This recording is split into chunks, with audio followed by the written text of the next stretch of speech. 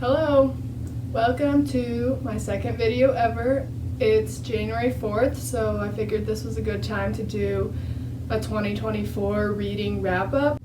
So I read 62 books in 2024, which was my goal that I set in January of 2024, so proud of myself for that. I read 26,270 pages. My average rating was 4.21 stars on Storygraph, which is pretty high. Just to preface this, I feel like I'm pretty lenient with my ratings. I give a lot of books 5 stars, and as I go through each one individually, I'll kind of go through why I gave it the specific rating, and then some of them I probably feel differently about now compared to when I finished them, so yeah, we'll see what stood the test of time and which ones have kind of left my memory and maybe didn't deserve as high of a rating as they got in that moment.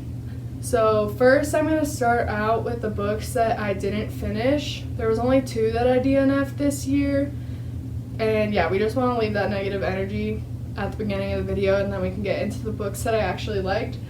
So first is Bill Bryson's The Lost Continent, Travels in Small Town America. You can see I made it like maybe even over 75%. I was reading this during the summer. It was kind of like I wanted to branch out and read some nonfiction, and I do like nonfiction, specifically more like adventuring, travel type ones. So yeah, this one I had high hopes for. I also have heard good things about Bill Bryson, but because it's like travel / humor, so it seemed like it'd be an entertaining read. I also love road trips, and so yeah, I was excited to hear about someone who was born in the US but then lived overseas for a long period of time and kind of coming back and seeing how their perspective had changed and everything. But I feel like he was really negative, and it was like supposed to be in search of the perfect small town, and I feel like he spent so much time in the car. Like, I get that it's a road trip, but I feel like he didn't give places an actual chance. Like, he would go somewhere, spend like maybe 2 hours there, and then leave and be like, wow, that town sucked. And I was like, you weren't even there for a whole day. You didn't get to see the sunrise there, you didn't get to see the sunset there, you didn't get to try like the diner that everyone goes for breakfast or anything like that. Like, I feel like he would just all of a sudden jump to a conclusion and then move on. And so yeah, I did not like that. I also feel like he was just like pessimistic in his humor, so I don't think his humor type was for me. There's another book that I have by him, Walk in the Woods, which is like about the Appalachian Trail, so maybe I'll try that one and see. But this one also, I'm talking so much about this video is going to be so long, but I feel like a lot of people in like the Goodreads reviews were like, all the Americans don't like this book because he's hating on America. But like, I liked his perspective of America and like how he could compare it to another country that he lived in for a long time. I think it was the UK. But like, he was just hating on stuff with no like facts to back it up. It was just like based on his 25 minutes of vibes that he got from there. So yeah, did not finish. I was just like annoyed of him complaining. Okay, the other one that I didn't finish, this is kind of controversial with my friends, but it's The Echo of Old Books by Barbara Davis. I'm maybe like halfway through, so my friends and I do a thing called like Sisterhood of the Traveling Book, where one of us picks a book and then the first person reads it and annotates it, the second person reads it and annotates it, and then the person who picked that book gets to read the book with the 2 people's annotations in them. So like, this was the one that I picked, so it's also, that's kind of bad because the one that I picked is the one that I haven't finished. I don't know, it's just like, there wasn't a lot bringing me into the story. I felt like nothing was really happening yet, and we're almost halfway. It also jumps back and forth in time from like the 2 books that this bookseller had found, and then the people who wrote those books in the past. And like, the story in the present about the bookseller, like, I don't care about at all. And so I was on, like, whenever it went back to that time period where it's like more in the present, I just didn't care. So I might want to give it another chance just because it does have other annotations in it, so like it's fun to read what my friends thought about it. But at the moment that I was reading this, I feel like I needed something that was much quicker paced, and this was just not doing it for me. So you can see where I am in it. We'll see what happens in 2025. Okay, moving on from those that I DNF'd. The first book that I finished in 2024 was The Do-Over by Lynn Painter. This is like a YA rom-com, as you can tell by the cover. Yeah, I gave this 5 stars. Honestly, you'll see as this goes that January was a really good reading month for me. According to Storygraph, it was my best reading month. I read 8 books in January and gave 4.72 stars on average to the books that I read, and I read 3,792 pages, according to Storygraph. So this one, YA rom-com, it was really fun. It was comforting, it had fun pop culture references that I actually got. It was lighthearted. It's basically about this girl who keeps reliving Valentine's Day over and over again, and like every time she sees her boyfriend cheating on her, but then she keeps crossing paths with another boy at her school who is kind of like an enemy. And so I thought it was really fun to see like how they went through that day over and over again, and what was finally like the last day that caused the whole like magical blip to stop happening. Also, I can relate to the main character, Emily. She was like perfectionist, and she had her whole life like according to plan. Like her boyfriend who was cheating on her, he like checked all her boxes that she thought that she wanted in a boyfriend. So yeah, she was really upset when things didn't go to plan. But then by the end she kind of realized like maybe what I think I want isn't actually what I want, and I have to go through all these new experiences to get that. So Lynn Painter, I can read like any YA rom-com by her and probably give it 5 stars and read it in like one day. So 5 stars.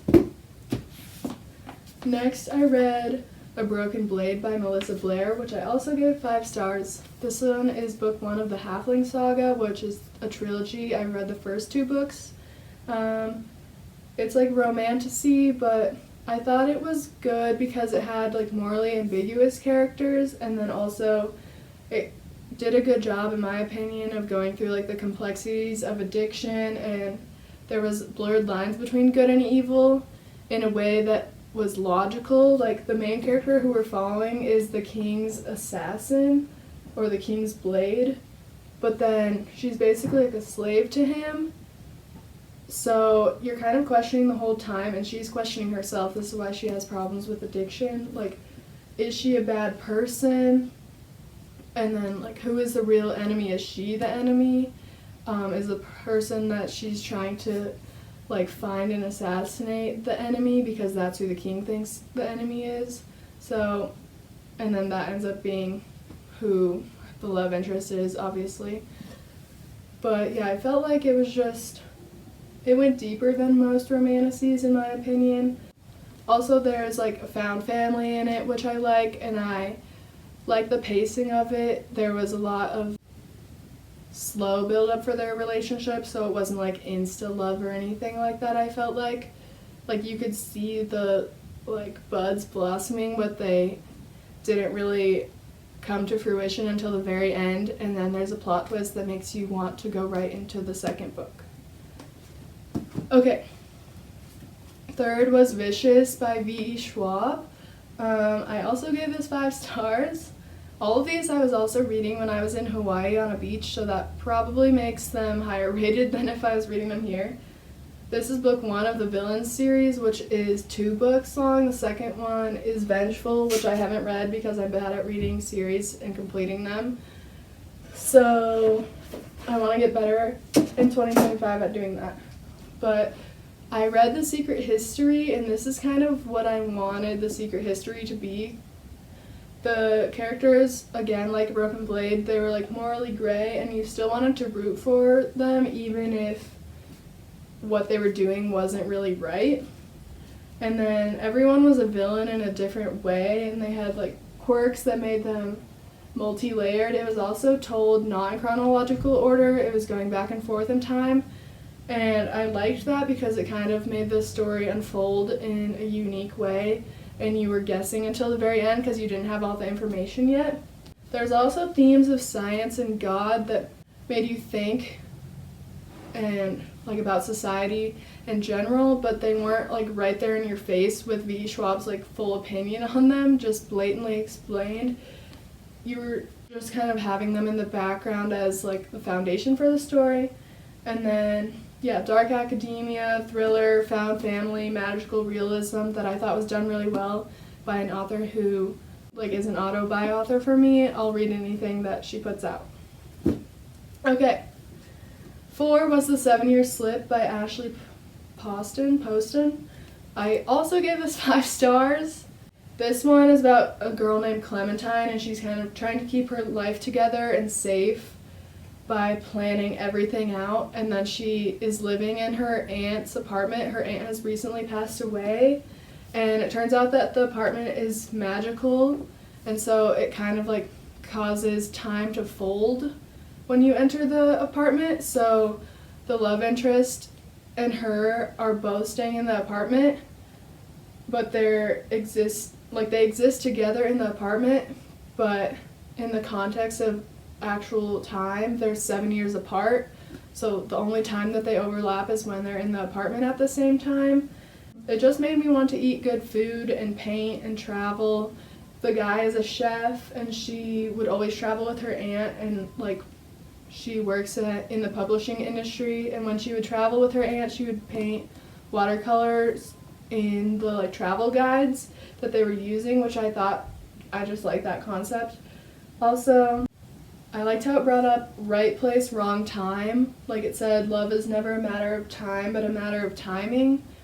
I feel like there are so many books where it's like, oh, you're my mate, we were destined for each other, like no matter when we found each other, blah, blah, blah. But this one was like, no, these characters were at different places in their lives, and then they had to end up meeting later for it to make sense.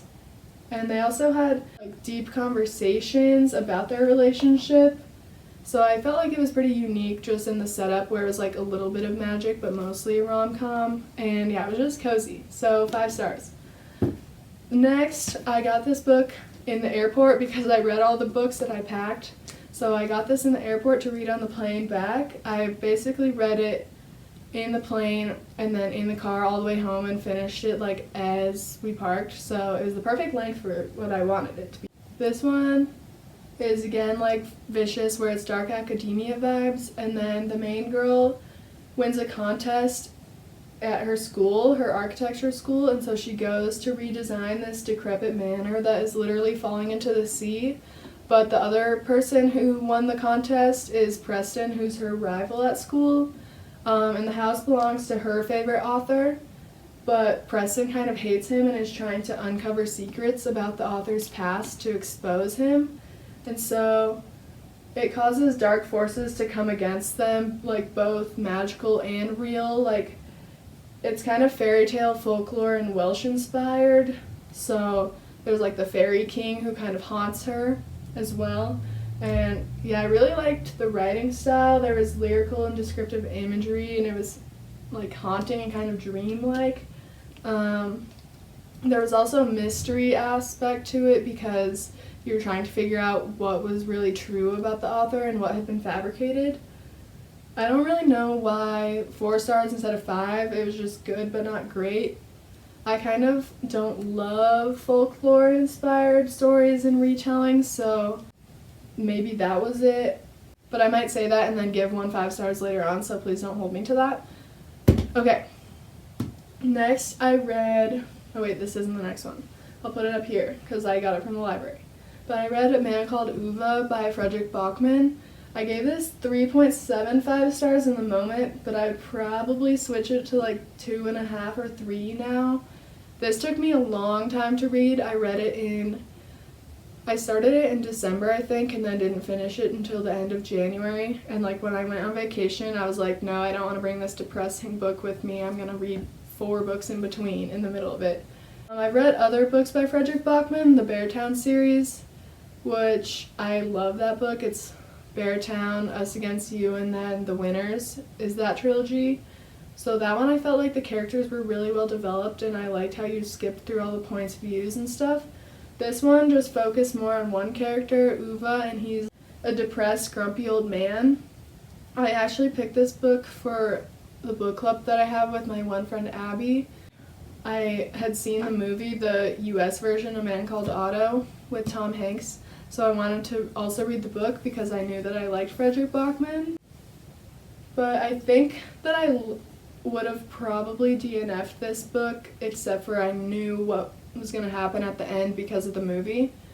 It was really slow, and I get that he wanted to emphasize that like the main character was really grumpy after his wife died and like depressed and suicidal, which are all terrible things, but it was really like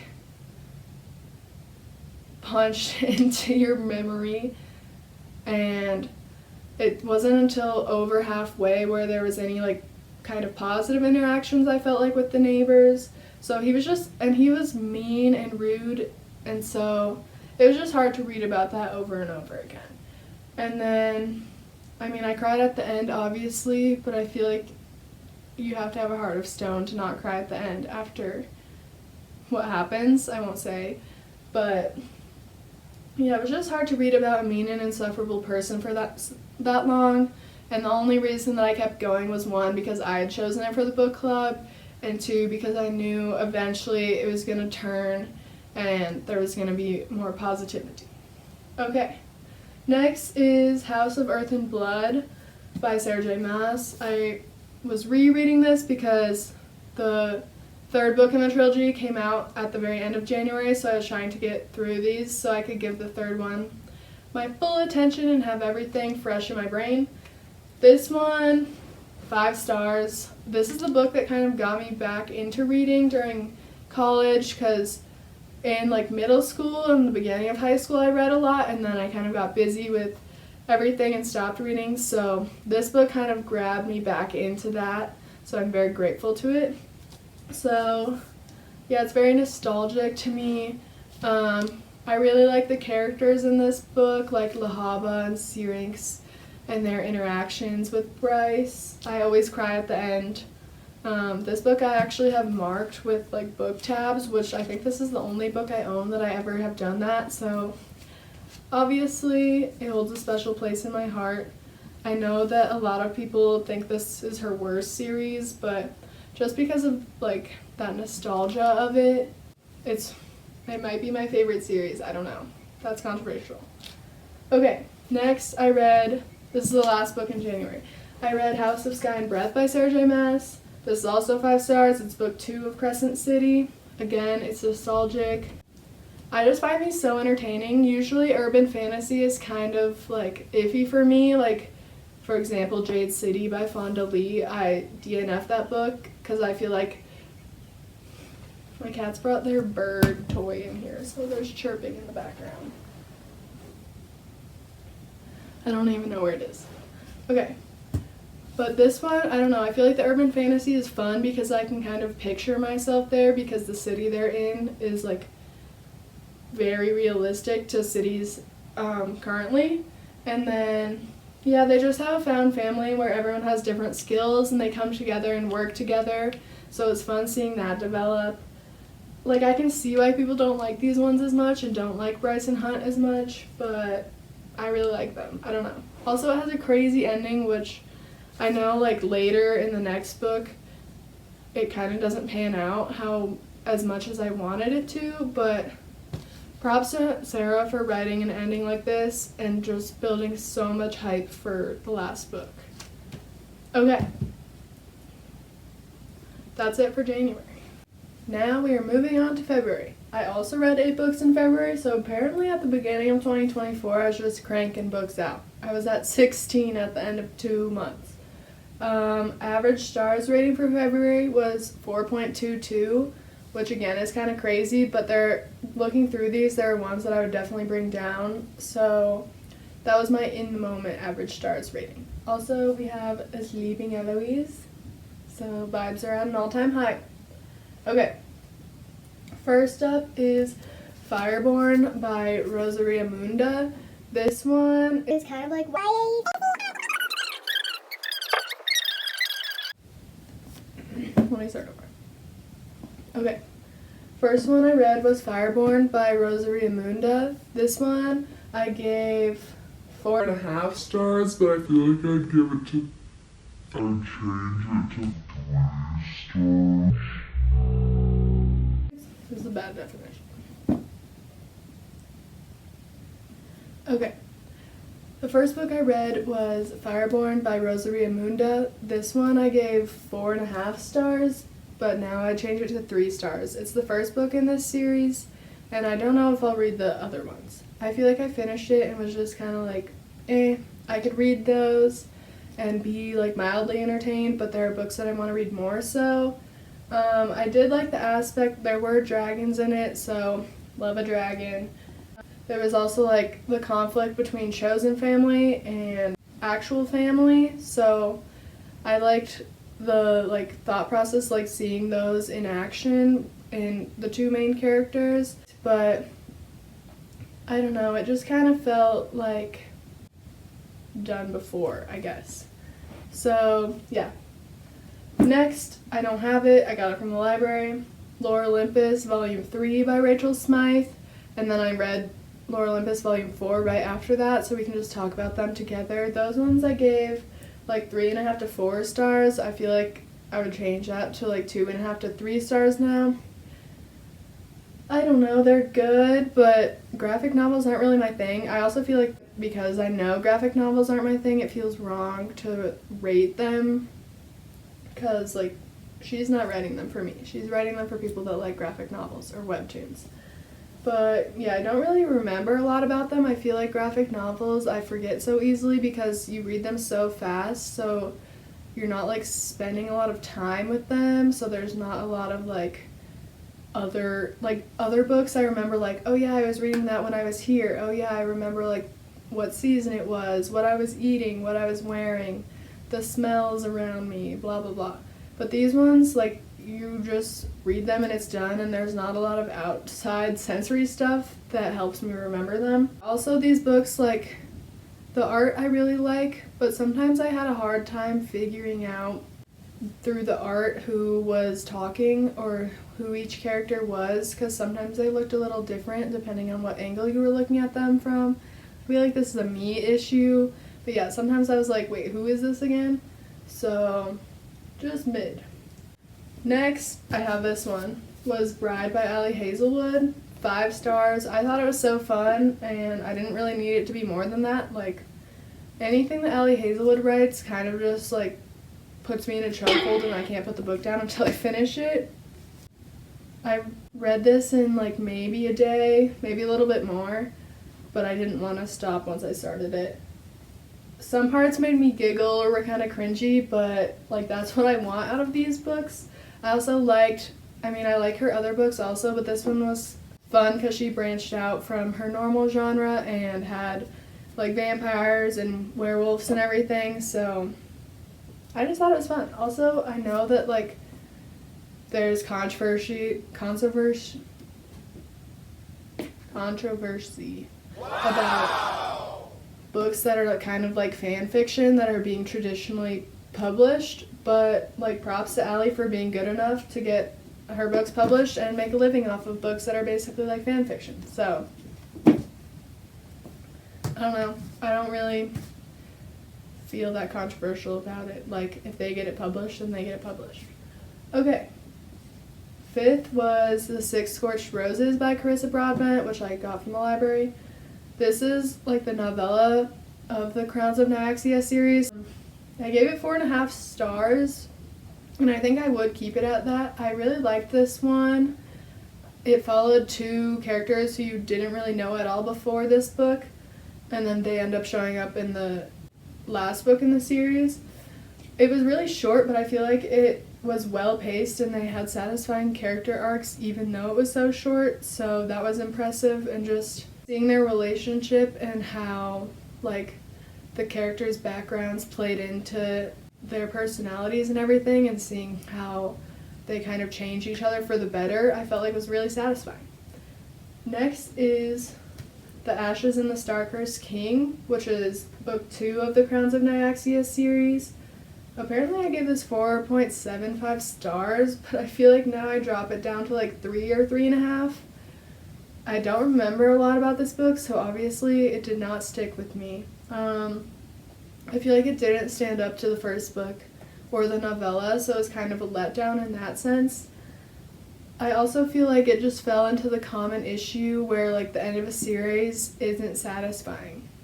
I feel like it's really hard for the end of a series to stand up to the other books, because like the other books you're kind of building tension and building suspense, and then this one you have to actually live up to that and make a climax and then kind of wrap up everything. And so yeah, this one just didn't do that, I would say.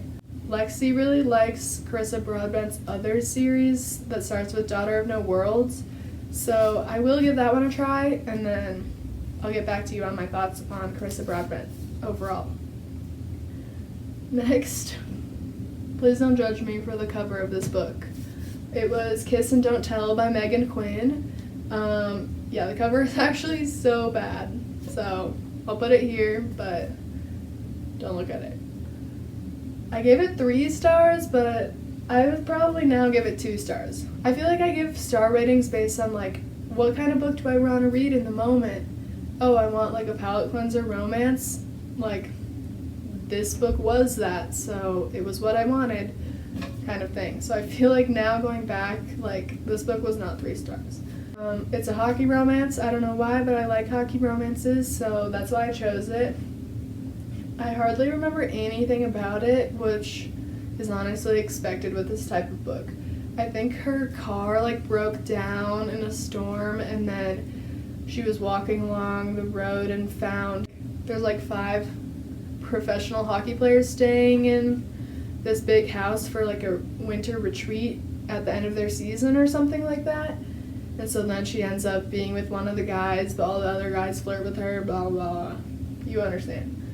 But also, there's nothing in my brain that's sticking out as being horribly bad. So with a book like this, like, that's all you really want. I feel like I'm the only person that's ever taken it out at the library, so.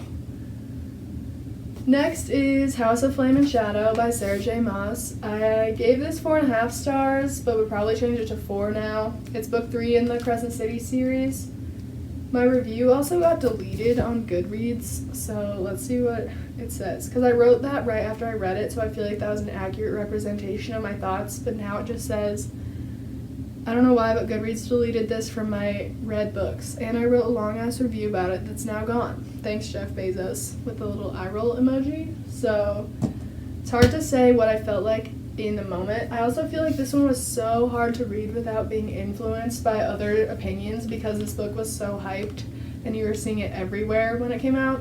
Yeah, so in the second book, there's like the hints that this book was going to have a crossover with the ACOTAR series, and so I feel like everything was so hyped up around that, but then the actual crossover in this book is just with like 3 characters, and so it wasn't really what I feel like everyone had in their brains. But then I thought about it more and I was like, it doesn't really make sense for it to be more of a crossover than that, because then this isn't a standalone series anymore if it crosses over more than it did. So I was kind of like, was the crossover necessary? I feel like it was kind of genius by Sarah to like end the second book on that cliffhanger, because this book was so hyped and like everyone bought it right away for $32 for this hardback, so she was just making money off of this. But yeah, it was kind of a letdown, I felt like, compared to how much it had been built up. I also don't really remember how it ended, so obviously it wasn't that impactful in my mind. There were some characters, like, you jump through all the point of views, and I feel like there were some characters where you spent too much time with them, and there wasn't a lot happening. Like Ethan's arc, like it could have moved quicker, or there could have been more happening off the page without us having to actually go in and see him in all these situations. Also, I don't have a specific example, but I felt like there were convenient like plot twists where it'd be like, oh, actually this needs to happen, and it'll be like, well, this character like has some ancient ancestor that like gave them this power so they can help with that, like kind of stuff like that, where like, solutions were being brought up as problems arose like right away, where there was no background to that solution. It was just like, oh yeah, this will work kind of thing, if that makes sense. So I don't know, this series still holds a special place in my heart, but the first two I definitely like more than this one, unfortunately. And yeah, that's it for February. Next, we have March. I read 5 books. 4 stars was the average rating. I only have 2 of them physically, but the first one I read was If We Were Villains by ML Rio. This one I gave 4.75 stars. I got this as a gift from Taylor, my Secret Santa, in 2023. I chose it to read with Abby for my book club, and yeah, I really liked it. It's kind of a different genre than I usually read. It was like thriller, literary fiction. It wasn't like a quick read, but you kept wanting to know what was going to happen. It's very thought-provoking. Like, it follows a group of theater students at this university and how they slowly like blend with and become indistinguishable from the characters that they play. They're also in like a Shakespeare class, so there's a lot of like quotes from Shakespeare, and they kind of talk in that sort of, like they talk in quotes from Shakespeare, so I just thought it made me feel smart. Yeah, it was an interesting concept. I liked it. I feel like people compare it to The Secret History by Donna Tartt, and I liked this one a lot more. I feel like it had all the same like dark academia vibes, but it wasn't so dragged out. I also felt like the writing was really good. It was so easy for me to visualize what was happening. Like, they would have these holiday parties where I really liked the concept. So basically, the theater students, they'd be assigned roles, but they wouldn't know who anyone else was playing. So they would just study their character and then show up on the day and like be ready to act out and kind of improv with what the other people had chosen to do with their character. And so that was an interesting concept. And then also on top of that, there would be the like other students at the university were the audience, but they would kind of be interacting with the theater students as they were like in character. So for example, there's like one Christmas party where one of the theater students starts dancing, because it's like a masquerade ball type thing, so they start dancing with the students who are in the audience. So I just felt like that was a really cool concept, and yeah, I liked visualizing those scenes. Oh, also it had an ambiguous ending where it was kind of left up to interpretation about what happened to certain characters. So sometimes I'm iffy about those, but I felt like this one, like, it just fit with the tone of the book and how mysterious everything was throughout, so I felt like it was a good ending. Next is Indigo Ridge by Devney Perry that I read as an ebook from the library. I gave it 3.5 stars. Now I'd say 2.5 stars. I don't even really know why I chose this book. Like, why was I spending time reading this? Because looking back at it, like, there's so many other books I want to read more than I want to read this. So I guess I just needed a palate cleanser, and it was available as an ebook. It was very insta-lovey. So yeah, I wanted there to be more yearning. Like, immediately they started hanging out all the time at each other's houses and hooking up. And then there was a fun mystery element that I wasn't really expecting. So it was kind of fun to watch that plot unfold, but it was just meh. Next, I read The Lightning Thief. I gave it 3 stars. I feel like I'm not the one that should rate this book because it wasn't written for me. I thought that it would be like a quick, fun read to just kind of, because like If We Were Villains was so much more like literary fiction that I just wanted like one that was really fast. So I thought that The Lightning Thief would do that for me, but yeah, the YA was just like really YAing, and it was hard for me to look past it. Like, he's this 11-year-old with all this responsibility, that's so important, but then there's no one really helping him and he has to cross the whole country like by himself basically. I don't know.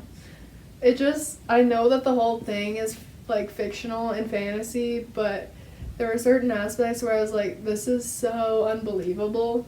Also, I listened to a lot of it on audiobook and I feel like the narrator really influenced my thoughts on the book. I had a physical copy and I would read sometimes, and then when I was driving I would listen to the audiobook, and I feel like the way that they would read dialogue and stuff, like the tone that they would give characters, was completely different than I would have read the scene in my mind, and it kind of changed like the whole meaning of the interaction.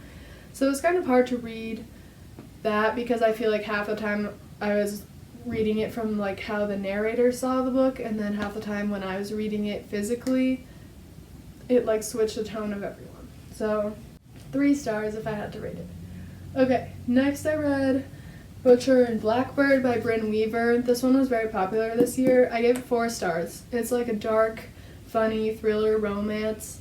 I like the concept where it's like 2 serial killers who fall in love, and basically they both are serial killers in the way where they're like killing people who deserve to be killed, like other serial killers. So yeah, it was just a funny concept. There were some scenes, obviously, there's lots of trigger warnings at the beginning. There were some scenes where I felt like it was almost too dark. Like there's this one where they go into this guy's house to murder him, and like the reason why he turned out the way that he did was because his mom like abused him emotionally and physically, I think.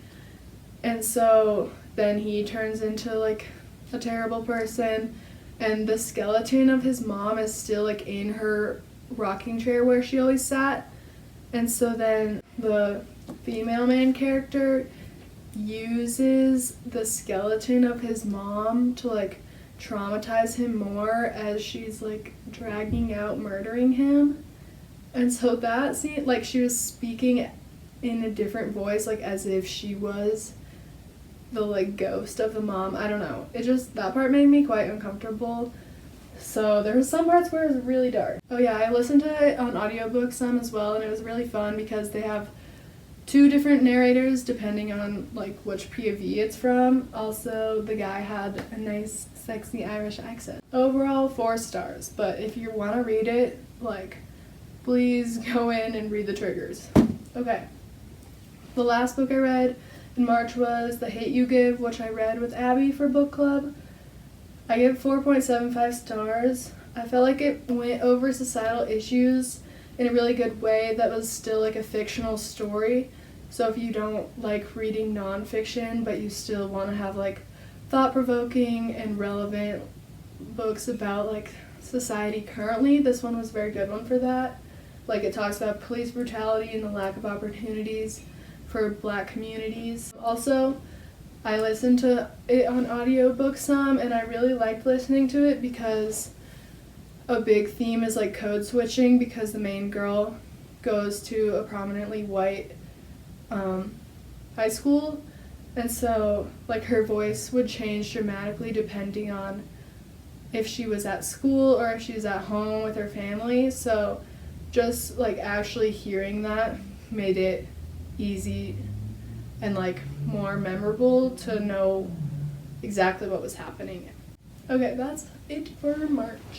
Now we are into April, which again I read 5 books. I had a 4.7 stars average rating. First was The Heartless Hunter by Kristen Ciccarelli. This is like a romantasy between a witch hunter and a witch. Yeah, I like this one. I thought it was fun. I thought the writing was pretty good, because I know there's a lot of romantasy books now where people complain about the writing. Yeah, I felt like it was edited well and everything. I also felt like there was a plot twist that like you could kind of see coming, but it was like slowly exposed over time. So it was kind of giving you clues towards it the whole time, which I liked. And it wasn't like I was really searching for it, but I like kind of figured it out. So I don't know, I felt like that was fun and how it was just kind of slowly exposed. Yeah, I gave it 4.75 stars. It's fun, quick read. There were some parts where I was like, I don't know about this setup. Like For example, if you're a witch, you have to use your blood to access your powers. Like every time you cut yourself to use your blood, it leaves like a silver scar. I'm pretty sure this is right.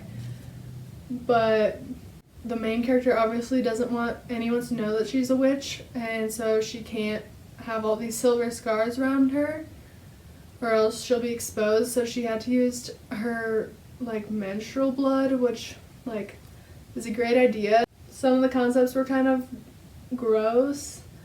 Also, like the witch hunter, to be able to figure out if she's a witch, he wants to look at like all parts of her skin. So they have to sleep together, like, and his like assistant was urging him to do that. So I don't know, that part I had mixed feelings about. But moving on, this is when I started the Raven Boys series. So we can basically go through the whole series now. So in April I read Raven Boys, The Dream Thieves, and then also Blue Lily, Lily Blue, which is the third book. I was listening to these and then I liked them so much that I went and I found both these used, so I got them because I might want to reread them because I've never actually read the physical copy. These were all like 5 stars or 4.75 stars. I just really like the characters and the settings of these books. And then they're like YA, but I feel like they're YA in a way where it's just the story makes sense for it to be like high schoolers, but it's not so overrun by like them having to go to school and stuff. Like sometimes I feel like there's a hard balance where it's like, does them being young adult kind of hinder the story or does it help it? And I feel like in this case it helped it. It's very atmospheric and lyrical, and then like the main character Blue, she lives in this house with a bunch of women and they're all like tarot card readers and psychics. So I just felt like there was a lot of unique magic, and just like that house seems so cozy and like there's always something going on and there's just like all these women together. I really like that. Also, the narrator was so good in reading these. And then in the second book, we follow Ronan, one of the characters, in their like friend group more. And like the concept of his magic I thought was so unique and interesting. Overall, this just goes for all the books. I felt like it was just like a good representation of high schoolers and their changing relationships. Like there was slowly developing romances within the group and just changes in dynamics. And then it also goes into deeper concepts like poverty and grief and guilt and like opportunity. Yeah, I really like this series. Okay, so Heartless Hunter and then 3 of the Raven Boys. And then I read Just for the Summer by Abby Jimenez. This is the 3rd book in her like Part of Your World series, where it's basically just characters who like kind of have some relation to each other show up in another book. So they're basically standalones. Yeah, I read all of the books that she's written for the Part of Your World series. I feel like she just does such a good job of making characters real. And they're not really rom-coms, there's always like sad elements in them, but it makes them more meaningful. So yeah, I don't really have much more to say than that about this. I just felt like it was a realistic romance where there wasn't like a miscommunication or anything, and the couple talked about their issues, and then I ended up falling in love. So that's that. Next is May. I only read 3 books in May. My average was 3.83 stars. So first, like we were talking about before, I was reading the Raven Boys series, so I read the 4th book, The Raven King. I gave it 4.25 stars. I feel like I gave it lower than the rest of the books because I was kind of sad for it to be over, but we've already kind of focused on that, so same themes as those books. I really like this series. I feel like I probably would rate it higher now, actually. I was just sad for it to be over. The second book I read was Nightcrawling by Layla Motley. I give this one 3 stars. It's very different than what I normally read. I read it with Abby for our book club. She chose it. It's kind of contemporary literature / fiction. There's like very difficult concepts brought up in it, like rape, prostitution, police brutality. Also, the writing was very poetic and lyrical to the point where sometimes it was kind of hard to follow sentences. So 3 stars. Yeah, it was just honestly a difficult read, like difficult topics, and then that, I'm not saying that you should never read about difficult topics, but difficult topics combined with sometimes the writing being hard to follow just made it kind of sad to read and slow to read. And then I read The Shadow of What Was Lost by James Islington. This one is very thick. This is an epic fantasy. I gave it 4.25 stars. It's book 1 in the Lycanius trilogy. There's multiple point of views, and it's kind of like a time of turmoil in this land, and the government and everything is very dynamic. There's also a character in this book who has lost his memory, and so you're kind of finding out who that character is as they're finding out for themselves again. Honestly, I want to reread it because the trilogy is completed. Yeah, I just want to read all the books like back to back so I can follow the story the whole way, because I did really like this concept. I just feel like it kind of got lost in all the other books that I've read. So yeah, 4.25 stars, and then I want to revisit it. I've taken a break, I've eaten some food, I'm revived to talk about June, where I read 3 books. Let me see the average. 3 books, and the average star rating was 4.17. Honestly, looking at these books though, I feel like that would go down, because first I read The Adventures of Amina al-Sirafi by S.A. Chakraborty. This kind of followed the story of a pirate who was retired and settled with her family, and then she gets pulled back into that pirate lifestyle by an offer that she can't refuse, even though she wants to refuse it. The story just didn't really stick with me. Sometimes I feel like I was kind of forcing myself to pick this book back up for some reason. I think I really just wanted it to follow her like early pirate days and how she became so infamous and renowned pirate, rather than following her in her last adventures and kind of like having flashbacks to how she got where she was. Yeah, I just wanted to hear it from the beginning and follow her in her like original coming of age into her glory days. So 3.75 would probably go down to 3, honestly. Next is Funny Story by Emily Henry. This one I bought like right after it came out. I love Emily Henry. I feel like all of her books are just kind of like Abby Jimenez, where they're romances, but they feel more real and they're not just like rom-coms. They have more depth to them. This one I gave 4.75 stars. I really think she does a good job of picking settings that add to the ambiance of the book and are influential. This one was set in a small town on a lake in Michigan, and it immediately made me want to go there. Also, the main character was a librarian, so any like books about books I feel like are just fun and cozy.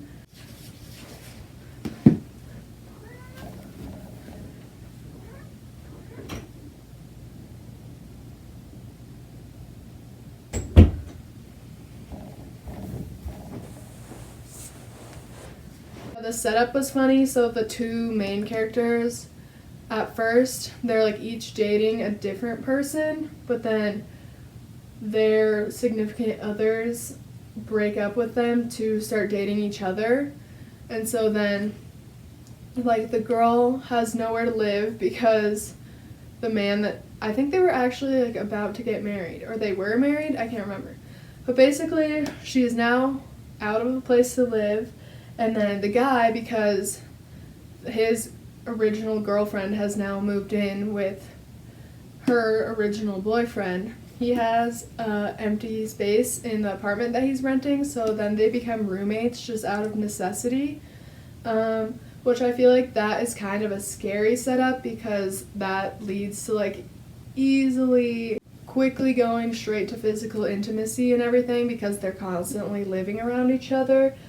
But I feel like they didn't rush into things and they were actually smart about their relationship. Also, it showed like them going through the breakups in a very real way, rather than just like immediately pushing off those old relationships that they had been in. They also were very different, and I liked the way that they complemented each other. And then the act of service at the end that he did for her was so cute. I won't say it, but yeah, I just felt like this one was really cute and summery and fun. Okay, next is The Gentleman's Gambit by Evie Dunmore. This is the fourth book in like this historical romance series by Evie Dunmore, so they each follow a different girl in this friend group. I gave it 4 stars. I'd probably give it 3 stars now. I really like the second and third books in this series, so it's kind of hard to compare this one to those ones because those ones are really good. This one, the main guy, Elias, I liked how he was working to bring back artifacts that had been stolen from his home country to go to this museum in, I think we're in the UK. So, like, I liked that as a concept, but sometimes I felt like the romance took a back seat to, like, all the stuff that was happening with the museum. So, yeah, it just wasn't all that I wanted, and it didn't live up to the hype of the second and third books. Look, we have 2 cats cuddling. Eloise has been asleep for so long. And Sephi has been constantly scratching at the door when she's outside to get in, and then when she gets in, to get out. So we'll see if she actually falls asleep or if she continues being a menace. Okay, July. I read 4 books with a 3.75 average. As you can see in the summer, I was reading less books, which is pretty normal for me. But yeah, 4 books. First, I read The Blade Itself by Joe Abercrombie, which I don't have a physical copy of. I was listening to the audiobook. I just heard things online about how good the audiobook was, so I wanted to try it out. Yeah, and it definitely lived up to the hype. I gave it 4.25 stars. This is the first book in the first Law trilogy by Joe Abercrombie. It was grimdark fantasy, which I think this is the first time that I've really read something in that subgenre, and I ended up really liking it. I feel like if you told me about the concept of it before, I would have kind of been on the fence, but yeah, at least the Joe Abercrombie ones I really liked. The line between the hero and the villain is very blurred, and they're very, like, morally ambiguous characters, and this isn't taken lightly. Like, there are some things that the characters do where it feels like they could never redeem themselves from it, but then you still want to root for them. Like, for example, one of the main characters is a torturer, and at first I found his point of view kind of hard to read because obviously he's doing terrible things to these people, but then by the end of this series, he was one of the, like, best characters, and yeah, so just the character arcs, it's not, like, from good to bad or, like, from unknowing to knowing. It's just, like, constantly fluctuating, and so I found that very interesting to read and just follow the paths that these characters take. Also, there is, like, brutal violence in these books, which I feel like I wouldn't like this, but it all kind of contributed to this character development and the story in a meaningful way. It's obviously very character driven. You follow multiple points of view, and so yeah, I just really like books where the characters are all so strong and so different from each other, so I felt like this one was a great example of that. Okay, next was The Reunion by Megan Quinn. I think I actually have this one. Let me see.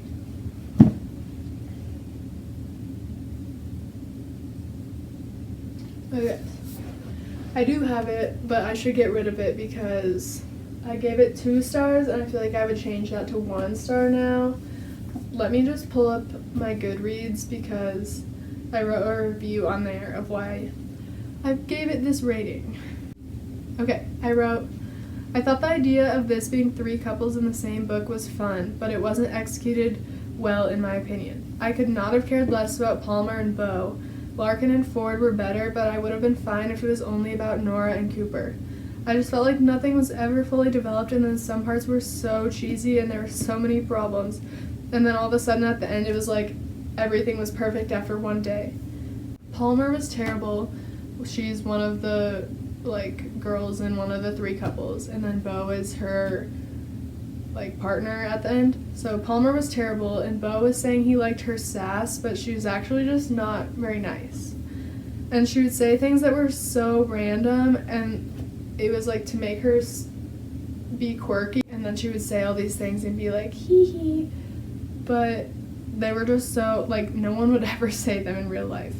And then at the end she apologizes, like basically, if I remember correctly, so their family runs this like outdoor store, kind of like REI, so it's like they're very rich and wealthy because this store did very well. And they had like one of the stores that they originally had, when she was in high school, she had like a party there that she didn't tell her family about, and it ended up burning down the store. I think that's right. And so that basically causes this whole like falling out in their family, and she like never tells them that it was her that caused this until like 10 years later, and then all of a sudden it's just like tied up with a bow. But that was like a huge conflict in their family where they like basically didn't talk to each other for 10 years, and then it was because of her, and then she finally tells them about it, and they're all fine. Also, at the beginning of the book, she's like in New York or something, and then she like quits her job and moves back to be with her family in Washington. And when she's in New York, she has her like best friend there with her, kind of supporting her through this like tumultuous time in her life. And then like maybe not even halfway through the book, like that best friend is just never mentioned again, and so it just felt like they were forgotten about. So that was interesting. 1 star. Okay, so I'm going back through the reunion and looking at Palmer's POV specifically. Right here it says, "Do I know this guy?" Mentally taps chin. I hate that. If you're planning on writing a book, please don't ever do this asterisk thing like you do when you're texting. And then the next page, she like smells his cologne right here and says, "Oh yeah, that's Tom Ford." And then later it says, "I, for some reason, take his arm and sniff the length like it's a line of coke. Something I've only seen done in movies, but imagine this is what it feels like nonetheless." Like, first of all, imagining her grabbing his arm like that is so cringy. And then second of all, why do we need to have that whole run-on sentence about you not doing cocaine? I don't care. The next book I read was Caraval by Stephanie Garber. This one I really like the setting. It is very unique and imaginative. It's about like a traveling fantastical carnival that like to get an invite to this carnival is a big deal, and there's a lot of mystery behind like the person that puts on the carnival. And then so there's these 2 sisters that end up going to the carnival, and so you're following them, and then one of the sisters gets kidnapped, and that's kind of like the point of this year's carnival, and what the trials are all leading to is to save this sister. So I like that concept as well, just like the family aspect of it. Also, like, just the setting was so fun where her dress, like, it would change based on what was happening in the game and everything. I gave it 4 stars. I might change it to 3 now just because I feel like it didn't stick with me that much. But I also read it on the plane very quickly, so that might be why I felt like that. But I do want to continue with this series, so I'll probably just read like a recap online and then keep going because I did like it. Okay, next I read Before They Are Hanged by Joe Abercrombie again. This is book 2 in the First Law trilogy, and it's kind of continuing the themes from what I talked about in book 1. Also, these books just take classic fantasy tropes and twist them on their head, so I feel like that makes it really fun because it's less predictable that way. I gave it 4.75 stars. I really like this one. Also, I think I forgot to mention this, but I was listening to these on audiobook, and so the narrator is so good. Like, for example, there's a character in here who's missing basically all of his teeth, and so whenever we're reading from his point of view, the narrator talks with a lisp. So just like little attention to detail like that made it so well done. Going back to the fantasy tropes being twisted, so like this one, basically for the whole book, there's this group of characters that's going on this quest to retrieve something that they need to save the world, basically. And so that's kind of like Lord of the Rings-esque and everything, where you're like going through this difficult journey, but it'll all be worth it in the end. And then you get to the end, and what they went there to find just isn't there. And then they go back home, and then in the next book it picks up, and they're like, yep, we went on that journey, and it was completely pointless. So reading it, it kind of was unsatisfying, but it was also funny because, like, you weren't expecting there to actually be nothing that came of that. Also, there's a character duo in this book that I really like. I'm thinking about making a video about my favorite character duos. There's a character, Giselle Dan Luther, and then Logan Ninefingers, and I really like their interactions together and just like what they think of each other and what they learn of each other. So reading about them in that one was really fun. Okay, that's it for July. Now we're into August. I read 5 books in August. My average star rating was 4.15. And so first I read The Bone Ships by R.J. Barker. I was actually rereading this because I really liked this series when I read it, and I read the first 2 books like pretty close to each other, I think in 2023. And then, I don't know why, but I stopped reading them, and so I wanted to reread them so I could finish the trilogy. I gave it 5 stars. I really like this series. The concept and the setting is just so inventive. The main character, you're following a low-born fisherman who ended up being the captain of a black ship, which is basically where people are condemned to die go to work. And then his ship gets taken over by one of the children of their kingdom's ruler, who she has also been condemned to die. The ship is also made of like sea dragon or worm bones. And then they have wind talkers, who are basically birds who can control the winds to help the ship sail.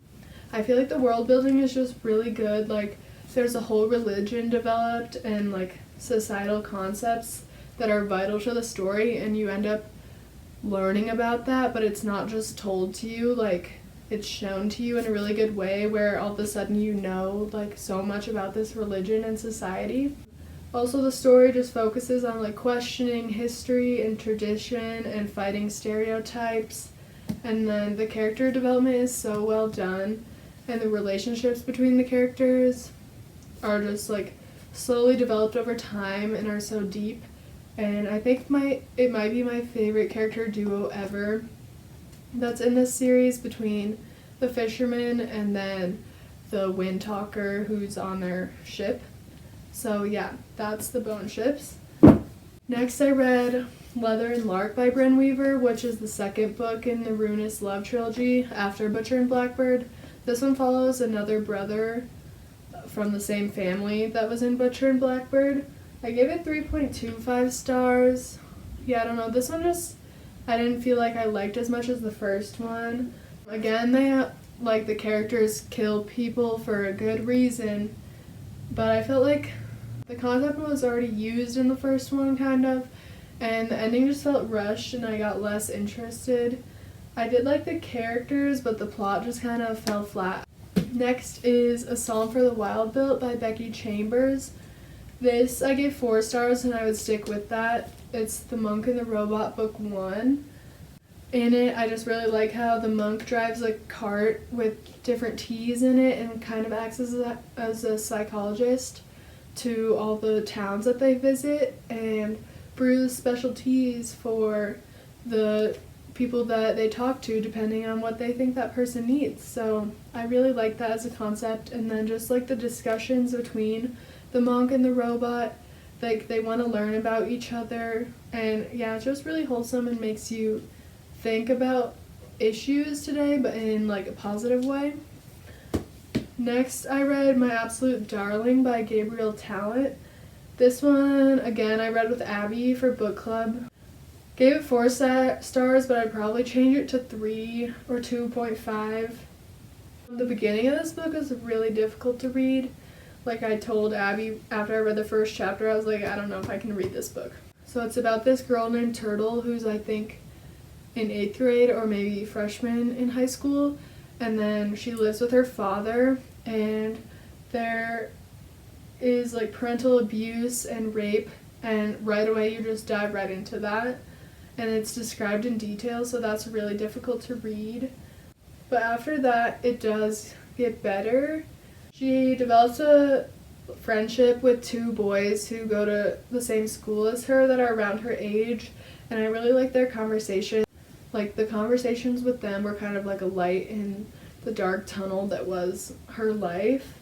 She also has, like, her and her dad and everything just have, like, a really deep connection with the natural land around them, and it was the imagery and, like, description of all the flora and the fauna I thought was really good, especially because it was in, like, Northern California, which I spent a summer working in the backcountry there, so I could kind of recognize all the, like, plants and everything, which I thought was really cool. Yeah, she just has a terrible relationship with her father, and then her grandfather is also part of the book, and so you can kind of see how, like, generational trauma from her grandfather to her father to her father and her, like, it has just been passed down. The ending was really intense in a good way. Like, I couldn't put it down. I needed to know what happened. But yeah, this book, there was just a lot of difficult concepts in it where sometimes I felt like it was a little bit too descriptive and I didn't want to read about it in that way. So 3 stars. Okay. Last I read in August, I read The Last Argument of Kings by Joe Abercrombie. This one I gave 4.5 stars. We kind of already talked about the First Law trilogy, but everything in fantasy stereotypes and tropes is flipped on its head. There's not really a happy ending. The wizard ends up being kind of terrible instead of, like, Gandalf, where he, like, knows everything and helps everyone. And then, like, the ugly torturer gets the girl instead of the handsome sword fighter. So just all those things I felt like were so fun to read about because you hardly ever read about them. Okay. I have to show you the cats because look at how they're sleeping. They're so cute.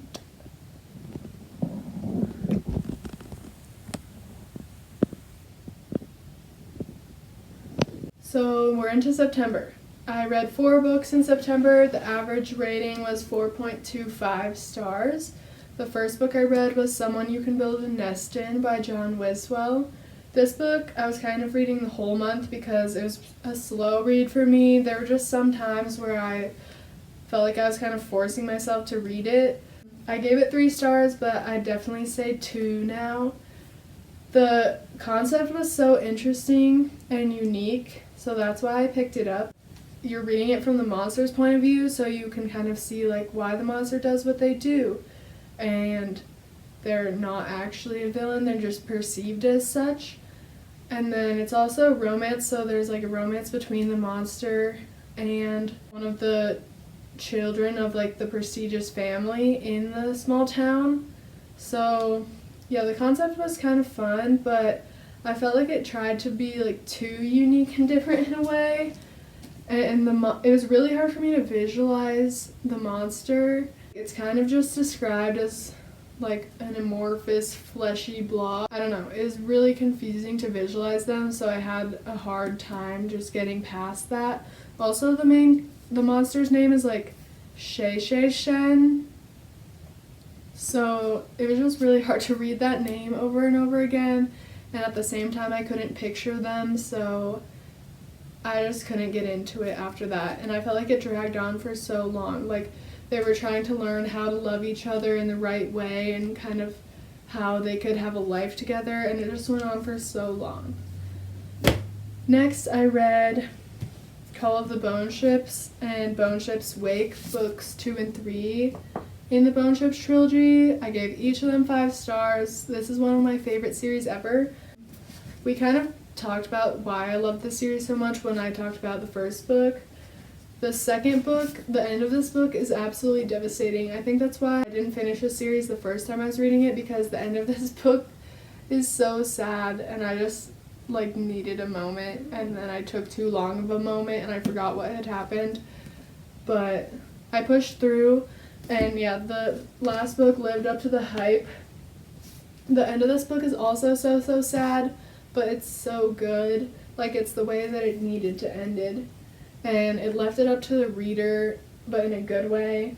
And then some scenes in here and just in the whole series, like, I could imagine them so well. There's one, for example, where they're like in a dense fog and there's all these glaciers around them, and you can just feel the tension and like the complete silence that only happens in a fog, and like the taste of the fog and just the smell of like the ice around you. It's just so good, the descriptive imagery in here. Okay. Last in September, I read A Prayer for the Crown Shy by Becky Chambers. This is the second book in the Monk and the Robot series that I talked about for August. This is kind of, again, the same as book one. Very cozy, but also making you think about deep things. And then I also like, in this book, like the monk kind of decides that they don't want to do their tea service, like psychology type thing anymore, and so then they don't. And they just like move on to what else they want to do. And so I felt like that was refreshing to read about. And then at the end of the book, they're like the monk and the robot are supposed to go their separate ways, and then they're like, well, what if we didn't? And then they don't. So they kind of like don't follow societal norms, and if they feel like they want to change their plan, then they do. So I feel like that's kind of a good lesson in life. Like, should you always stick to the plan that you made, or if things have changed, should you like allow those changes to happen and then figure out what you really want to do?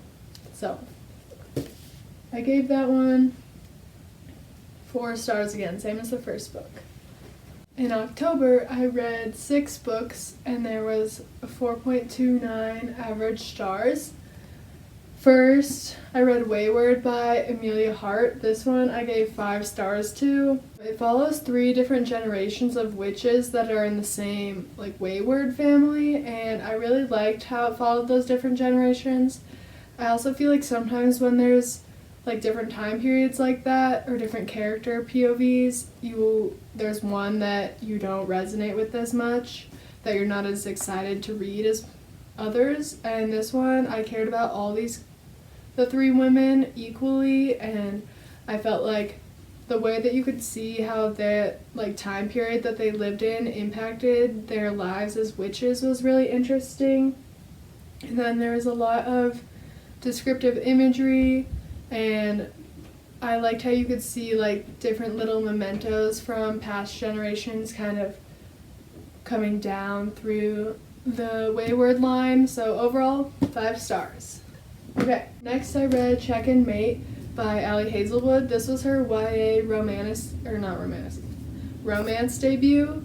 I really liked it. Like I said before, Allie Hazelwood, anything she writes, I read so quickly, so same thing goes for this one. I really like the characters, Mallory and Nolan, and the setting of them both being like really good chess players and how they interacted through that. Yeah, the only thing that kind of knocked it down from 5 stars, I gave it 4.75, was that sometimes the like conflict between Mallory and her family got a little repetitive and annoying. So overall, this was what I needed at that moment, 4.75 stars.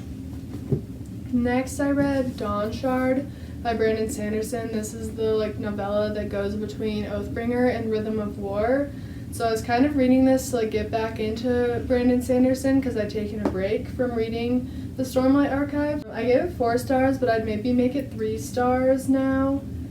I feel like it would have been better because right now I'm like rereading all the big books in the Stormlight Archive, so I'm in the middle of Oathbringer right now. I feel like it kind of would have been better if I reread the ones before this one, so reread Oathbringer and then read this, because I kind of forgot like what the side characters were doing, and this focuses more on the side characters. Also, I feel like this one's 3 stars because I just miss the main characters, and the main characters are my loves, so they weren't in here as much. But I did like seeing Risen, who's like one of the main characters in this book. I did like seeing her character arc because you've seen little glimpses of her so far throughout the Stormlight Archive, and here you get to really focus on her. Okay, next is A Shadow Crown by Melissa Blair. This is the second book in the Halfling Saga. I gave it 4 stars. I feel like the setting was so fun. There's like this giant tree where everyone is living kind of in tree houses in it, and it's like a magical tree. Also, there's portals that they go through, so I just really like the setting. I honestly don't remember a lot of the political parts, but there were good vibes, so I gave it 4 stars. I think there's kind of, at the end, I feel like maybe this should actually be like 3.5 stars, because at the end, there's a part where it was kind of delving into the history and the childhood of the main character, and she doesn't really remember any of it.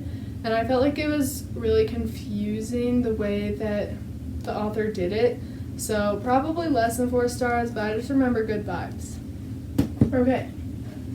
Oh, next I listened to That Time I Got Drunk and Saved a Demon by Kimberly Lemming. That I gave 3.5 stars. It's probably more like 3 stars. I listened to the audiobook and the narrator was really funny. I can definitely see if you were reading a physical copy of this book that it would be kind of cringy, but the way that she said everything just made it funny. I also feel like this book was very self-aware that it was a romantasy and that it was cringy and that it was like taking these tropes to an extreme. So I kind of appreciated that, because there's ones where it's kind of like, did they know that this is cringy or is it supposed to be cute? But this one was just full on into the cringe. Like, for example, there's a line where they say tits out in the bayou. So just hearing that driving to work was entertaining for sure. Next was Phantasma by Kaylee Smith. I gave this one 4.5 stars. I really like this book, and I feel like the story has kind of stayed with me since reading it. It's kind of like Caraval, where there's like sisters and there's mysterious trials. It's set in New Orleans, which I felt like was a really fun setting, just with all the culture there. And then the main character is a necromancer, and then there's like different ghosts and poltergeists that are involved. So just having all of those spiritual beings being a part of it, because I feel like there's a lot of like vampire and fae and werewolf books, but not as many ghost books that I've read. Also, I love a book with trials and a contest if they're done correctly, and I felt like this one, the trials were really good and actually like make or break and made you think about difficult like moral questions. The only knock that I have on this is the ending kind of confused me. There was like a plot twist where I was like, wait, how does this fit in with the story? So I honestly feel like I could reread it, and now knowing how it ends, like look for hints for that to show up and kind of see like how you can pick up on the true story throughout the book. Okay, and that's it for that month. Okay, now November. My computer died, so we're going on to my phone for my notes. In November, I read 4 books, 4.19 stars on average.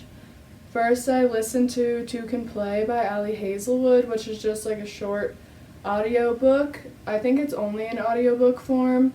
I gave it 3.25 stars, but I think now I'd give it like 2.5 or 2.75 stars. It's just like a nice, short kind of palate cleanser, but it was just okay. The beginning I was into it when the tension was building, but then when they got together, I didn't really care about them anymore.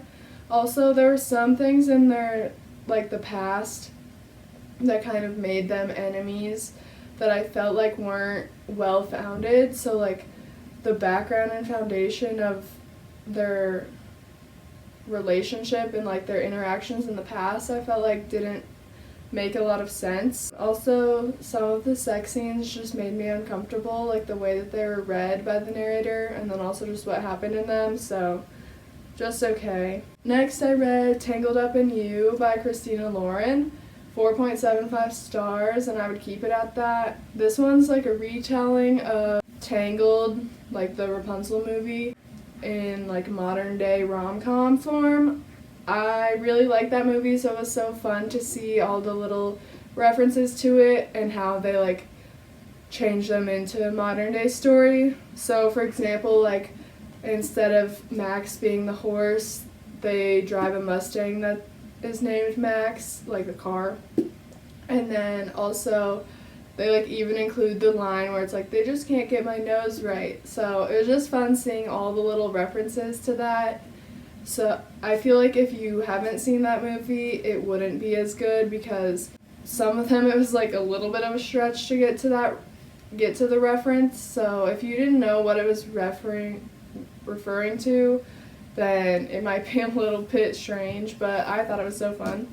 Next, I read The Wedding People by Alison Espach. I gave this 3.75 stars, and I think I would stick with that. It's like contemporary fiction, so a little bit different than what I normally read. I read it with Abby for book club. I liked it for the most part. I think I wanted a little bit more character development from the side characters. I feel like some of them had issues that I felt like were going to be addressed throughout the book, and then they kind of just weren't. So it was not as satisfying as I wanted it to be. Also, because I'm getting married next year, it was just it made the wedding process seem kind of stressful to me because they're in this hotel and they're there for the whole week, the whole wedding party and all the guests are there for that whole week. And then just so many things go wrong, and so, yeah, that probably influenced my perspective on it, but I found it to be kind of stressful. Okay, next I reread The Way of Kings by Brandon Sanderson. Gave it 5 stars again, one of my favorite series. I feel like the characters in this series are just so good and well fleshed out, and then it follows so many point of views, but not in an overwhelming way. It just gives you so many different perspectives on the world, and they're all unique, so it never gets boring. And then it's so long, but that's because the world building is so well done. And then since you're following so many characters, you get to see all the background of them and their character arcs, so it doesn't feel long. You always want to know more about the world or the characters, so it being 1,000 pages, it could be longer in my opinion. Okay, yeah, that's it for November. Now, December, last month. I read 7 books. I forgot to write down the average star rating. It's not like I've done this 11 times already. Let me see. Average rating in December was 3.82. First, I read Cemetery Boys by Aiden Thomas. This I gave 3.25 stars. Probably change that to 3 stars right now. I really liked the story and the idea of this book, but sometimes the YA-ness was too much for me. It felt like we were in this really intense and important search and situation that was kind of under time constraints, and then the characters would have to go to school and they'd have to sneak around all the adults and everything. So it felt like the momentum of the plot for me kept getting broken up by them being oh no, I have to go to math class kind of thing. Whereas wait, isn't what we're doing so important? I feel like you could miss math class for this one day. So I felt like it would have been better if maybe it was the same characters and stuff, but it took place in the summer, so it wasn't so chopped up by the times that they had to go to school or the times that they had to sneak around. So yeah, 3 stars. Next, I read Thornhedge by T. Kingfisher, or I guess I just listened to it. This audiobook is really short. It's 4 hours maybe, but it took me multiple months to listen to, so that kind of shows my opinion on it. I gave it 2 stars, and I think I would stick with that or maybe make it a little lower. I just couldn't get into it. It wasn't hooking me at any point. I felt like there wasn't enough character development, probably because it was so short that, yeah, there wasn't a well-developed arc in my opinion. I'll just give you a little background on it. So it's a dark retelling of Sleeping Beauty where it kind of switches the villain and the hero. So basically Sleeping Beauty in this instance is the villain. So when the king and queen of the kingdom had a baby, it was swapped out by the fairies for a fairy child. So the human child got taken to the fairy realm, and then the fairy child got put into the human realm. And it's fairy F-A-E-R-E, not cute little Tinkerbell. It's more like the Cruel Prince fairies.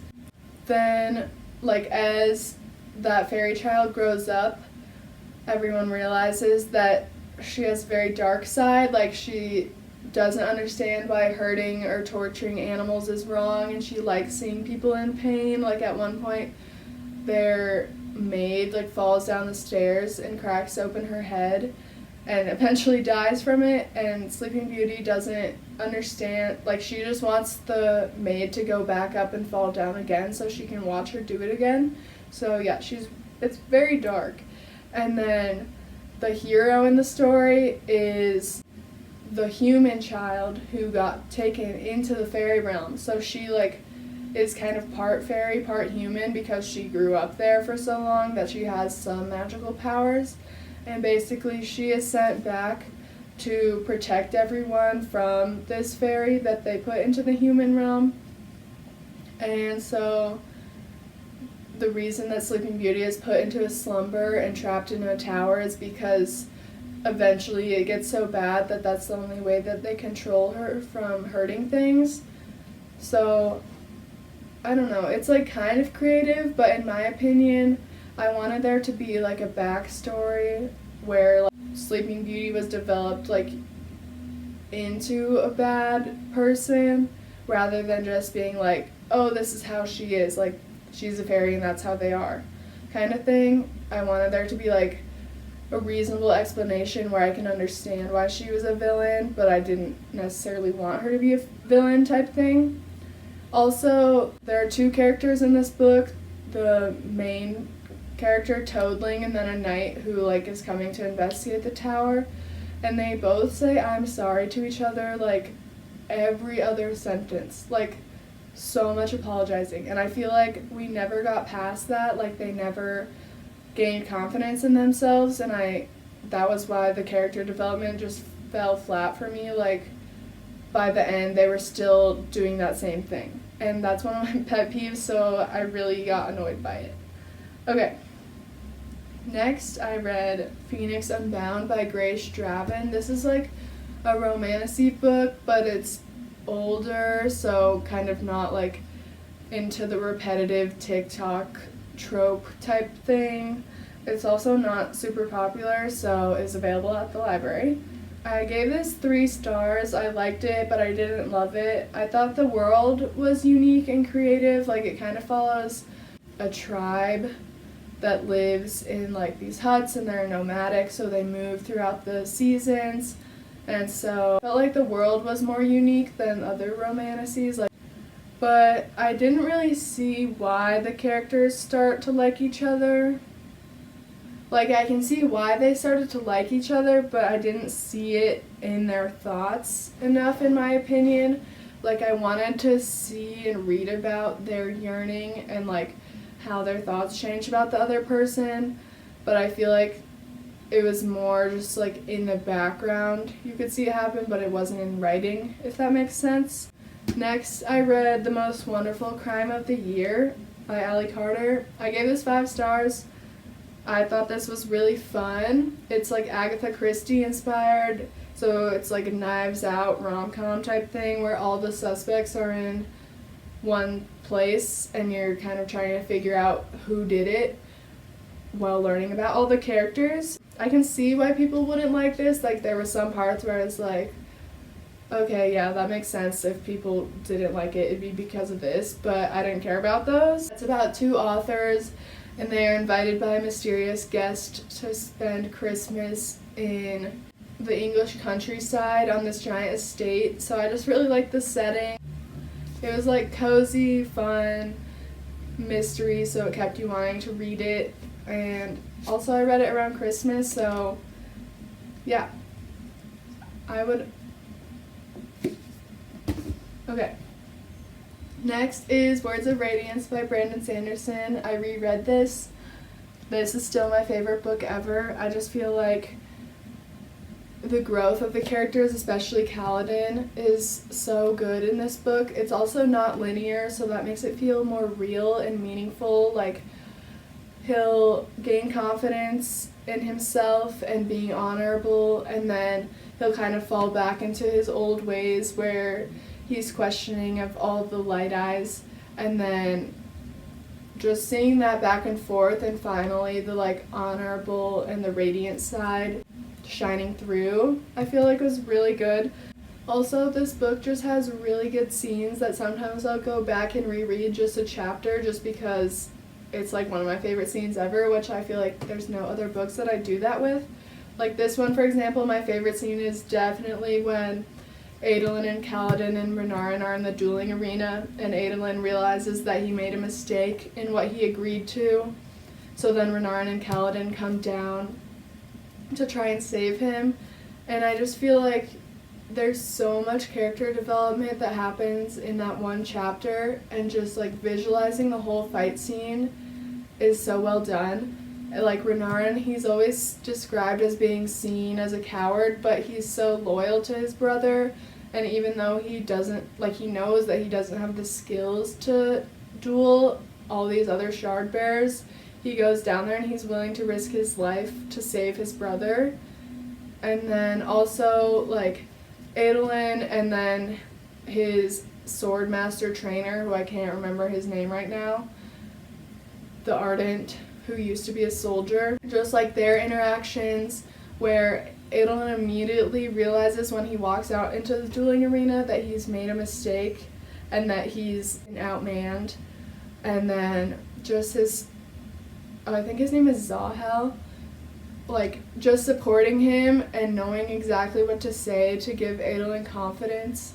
So just seeing their interactions and seeing Adolin use his skills with the shard blade and as a duelist to their full potential, and then also how Kaladin is like the whole time kind of questioning if he can support Light Eyes and protect them, and then here it shows his honor and how even though he doesn't necessarily like Adolin, he will protect him, so that just pushes him closer to being a Radiant, and just them going like back to back and fighting off like the 4 shard bearers and their conversations during it, and then eventually how it leads to Kaladin being in jail because he's a fool, but Adolin spends it in jail like without Kaladin even knowing.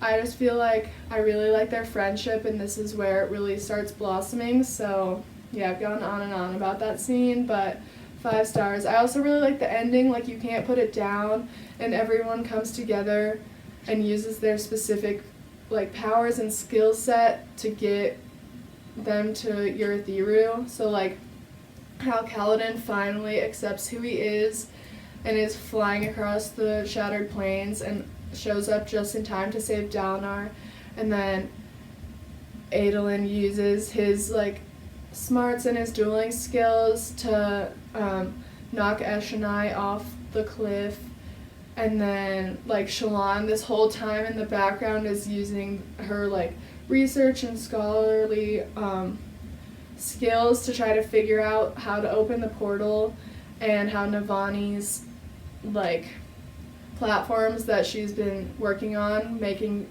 new fabrials for, how they use them, and then like they use the platforms to use the archers of, I can't remember which High Prince it is, but the one that has really good archers, so like they utilized those. And then also there's I can't remember any of the High Prince names except for like Dalinar and Aladar and Sadeas, but there's one who is seen as a coward, but then he like risks his life to save Dalinar. So it's just like all these different factions coming together and finally being united for the first time in a way that Dalinar has been trying to get them to do for thousands of pages. So yeah, the ending of this one is just so good. I've talked about it for like 10 minutes, so we can move on. Okay. Next I read Bookshops and Bone Dust by Travis Baldry. This one, I read Legends and Lattes, and then this is like the prequel to that, but I feel like you don't need to read them like both at all. This one, I didn't really remember it was the main character from Legends and Lattes until like halfway through, and that's just because I looked up to try to remember what that character's name was. This one I liked more than Legends and Lattes. I gave it 4 stars. I feel like it did a good job of being in a cozy setting, but there was still like a plot to follow that felt intense and important. It also took place in a bookstore and there was a bakery, so yeah, the vibes in this one were just good. I gave it 4 stars. Okay, next I gave This Is How You Lose the Time War by Amal El Motar and Max Gladstone a try. I also gave it 4 stars. I like this more than I thought I would.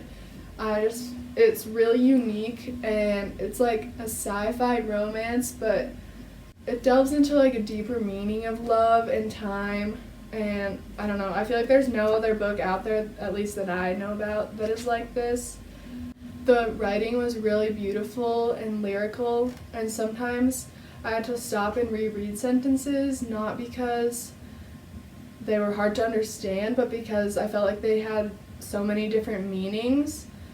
Like, the characters in this, Red and Blue, they write letters to each other, and then in the letters they call each other like different things that are either red or blue. Like this one, it says, "Do you laugh, sea foam? Do you smile, ice, and observe your triumph with an angel's remove? Sapphire flame phoenix, risen, do you command me once again to look upon your works in despair?" So they would refer to each other as different things that are blue or red. So like this one, sea foam is blue, ice is blue, sapphire flame phoenix is blue. So I liked reading sentences like those where like what they would refer to each other as kind of connected to what they were like saying to each other in that moment, and kind of built imagery up around that. So like sea foam I feel like is more like soft and bubbly, but then sapphire flame phoenix is more like intense and strong. So just like I felt like the imagery and the similes and metaphors were really good. Also, the story kind of unravels in a way because they're time traveling, where there's stuff that's being revealed at the beginning of the book, but you don't even know that it's a reveal until you get to the end and have the full picture. So I really like the way that the story was kind of woven together, so it was kind of a loop. Like if you went back and read it again, it would probably be a completely different experience. So yeah, 4 stars, but honestly, thinking about it, I might give it more than 4 stars because I feel like it has stuck with me since I read it. And yeah, that is the last book. That is book 62. I wanted to do a little like look at my story graph for the year and the stats. So let me go back to that. Okay, so I'll put the little graphic up here. But yeah, first book I read was Vicious, which I gave 5 stars. Last book was This Is How You Lose the Time War, which I feel like I'd give like 4.5 stars. So started and ended on a good note. This is like the mood map of my reading, and lighter books are the line goes up and darker books pull the line down. Basically, it stays basically the same the whole time, so that's not that exciting. It says, I set off on thrilling quests, traversed landscapes of the heart, and followed cryptic trails of secrets. The narratives flowed at a comfortable, engaging tempo. So, yeah, that seems accurate. Yeah, I read a lot in January and February, and that just, like, started off my year on a good note. In the summer, I always read less, and then you can see I kind of started picking it up again in the winter months. Some of that is because I want to reach my goal, but also it's just, like, based on the weather and what I do throughout the year, that it's always in the winter months I read more. Yep, met my goal 100%. The genres I spent the most time with: fantasy, romance, contemporary, young adult, and then LGBTQIA+. That I feel like is the same as every year. The longest book was Words of Radiance, which I put that in here as an audiobook because I listened to it and read it physically, so that's 48 hours.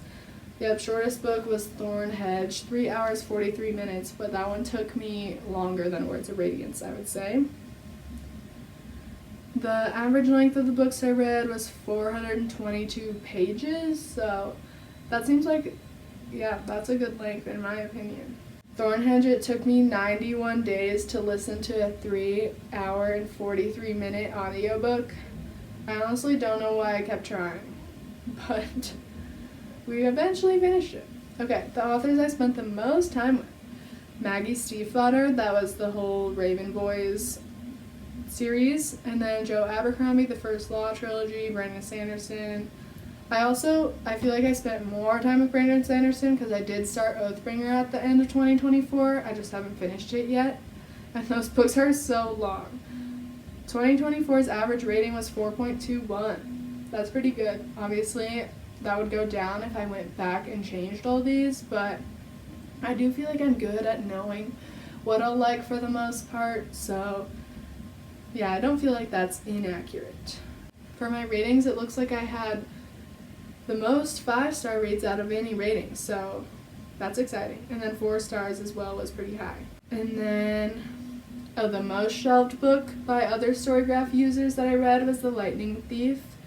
That makes sense. And then the least shelved was The Bone Ship's Wake. 2,565 users only. I feel like more people need to read this series. It's so good. The highest rated book I read by other Storygraph users was Words of Radiance, which is my favorite book of all time, so I agree with the people. I explored the works of 30 new authors. I like how they have the Megan Quinn one up here because I hated that one. 45 of the books I read were part of a series, which that's a lot. That's 45 out of 62. And we all know that I struggle with reading a series and completing it without forgetting what happened. So that's a goal for 2025, is to read a series in all in a row and complete it. I revisited a total of 6 books this year. I do feel like I started rereading more, and yeah, I'm not against it. I'll probably reread more stuff in 2025 because if I like a book and I feel like if I read it again, I'll notice little new nuances and stuff. It's worth rereading it, in my opinion. Yeah, I reread a bunch of the Brandon Sandersons, and then, Sarah J. Maas, and The Bone Ship's Wake, and those ones are all 5 stars, very near and dear to me, so I'll probably reread them again, to be honest. Overall, I felt like it was a good reading year. I kind of branched out, got to read more books with Abby for my book club, started this booktube, and I'm excited to post more videos in 2025 and kind of just talk about books to the void, and maybe someone will listen. Well, I know Lexi will listen, but maybe somebody else. So, thanks for watching. Bye!